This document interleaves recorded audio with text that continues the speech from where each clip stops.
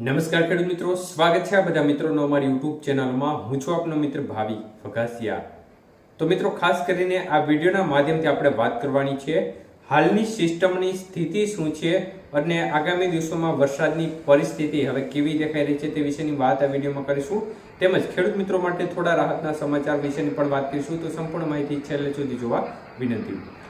તો મિત્રો, ખાસ કરીને હાલ જે વાવાઝોડું સિસ્ટમ છે તે ધીમી ગતિએ આગળ વધી રહી છે અને હવે તે ઓમાન નજીક પહોંચવાની તૈયારીમાં છે.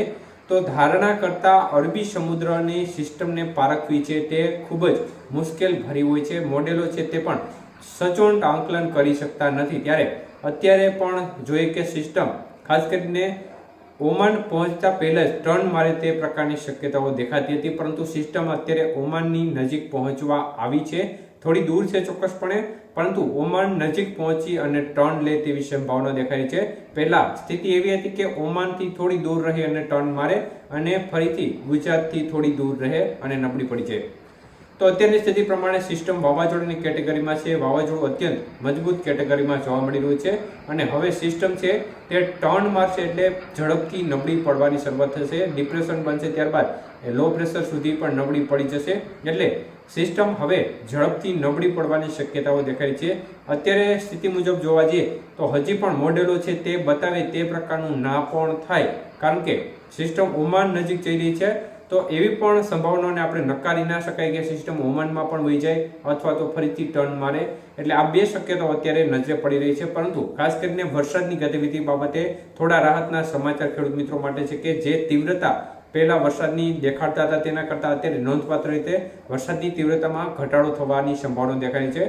તો પણ 6, 7, 8 અને 9 આપણે અગાઉ પણ કહ્યું છે તે મુજબ છૂટો છવાયો વરસાદી માહોલ જોવા મળે તે પ્રકારની પૂરેપૂરી શક્યતાઓ દેખાય છે. કારણ કે હાથીઓ નક્ષત્ર છે, મિડ લેવલમાં ભેજનું પ્રમાણ હોય એટલે ચોક્કસપણે ગાજવીજ વાળો વરસાદ આપણે જોવા મળતો હોય છે. તો આ વખતે પણ તે પ્રકારની સ્થિતિ 6 થી 9 તારીખ સુધીમાં છૂટાછવાયા ભાગોમાં જોવા મળે તે પ્રકારની શક્યતાઓ દેખાય છે. પરંતુ જે વિસ્તાર છે તેમાં નોંધપાત્ર રીતે ઘટાડો રહેશે અને ખૂબ જ છૂટાછવાયા વિસ્તારમાં વરસાદની ગતિવિધિ જોવા મળે, જેમાં સૌરાષ્ટ્રનો ભાગ અને દક્ષિણ ગુજરાતના ભાગો છે તેમાં થોડી વધુ અસર રહે અન્ય ભાગો કરતાં.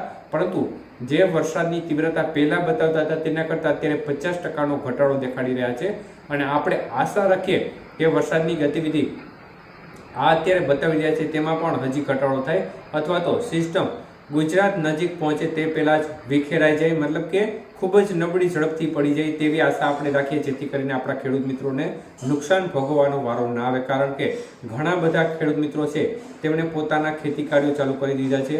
મગફળીની સિઝન છે તે પણ અત્યારે પૂર જોશમાં ચાલી રહી છે. ખેડૂત મિત્રો, મોટા ભાગના ખેડૂત મિત્રો છે તે મગફળી ઉપાડવા લાગી ગયા છે. કારણ કે આ વખતે આપણે સમસ્યા પણ જોઈ છે કે રાતળ આવી ગયો છે મગફળીમાં અને ના છૂટકે ઉપાડવી જ પડે એમ છે ઘણા ખેડૂત મિત્રોને. બાકી કંઈ હાથમાં આવે એમ છે નહીં, કારણ કે આ વખતે આપણે સ્થિતિ જોઈ છે કે ટેકાના ભાવે પણ મગફળી ઓછી લેવાની છે. 70 મણ સુધીની સરકારે જાહેરાત કરી છે.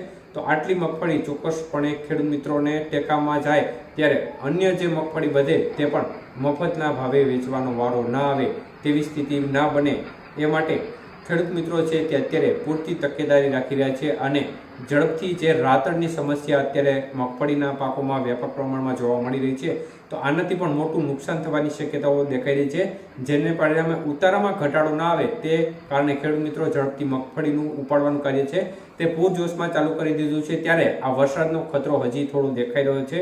એટલે 6 થી 9માં થોડી સાવચેતી ચોક્કસપણે રાખવી. આપણે આશા રાખીએ કે અત્યારે જે સ્થિતિ બતાવે છે તેના કરતાં હજી પણ ઘટાડો થઈ જાય. તો મિત્રો, અત્યારે સિસ્ટમ વાવાઝોડાની કેટેગરી સુધી જોવા મળી રહી છે અને હવે આવનારી 24 કલાકની અંદર ત્યાંથી ટર્ન લઈ અને ઝડપથી નબળી પડવાની શક્યતાઓ દેખાઈ છે.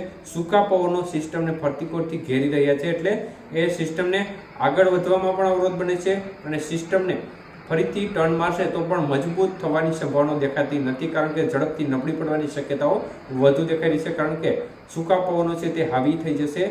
એટલે આ પ્રકારની શક્યતાઓ હોય છે. ખેડૂત મિત્રો માટે ચોક્કસપણે રાહતના સમાચાર એ છે કે જે વરસાદની તીવ્રતા પહેલા દેખાડતા હતા તેના કરતાં અત્યારે 50% જેટલા વિસ્તારમાં ઘટાડો દેખાડી રહ્યા છે. વરસાદની માત્રા દેખાડતા હતા તેમાં પણ નોંધપાત્ર રીતે ઘટાડો જોવા મળી ગયો છે.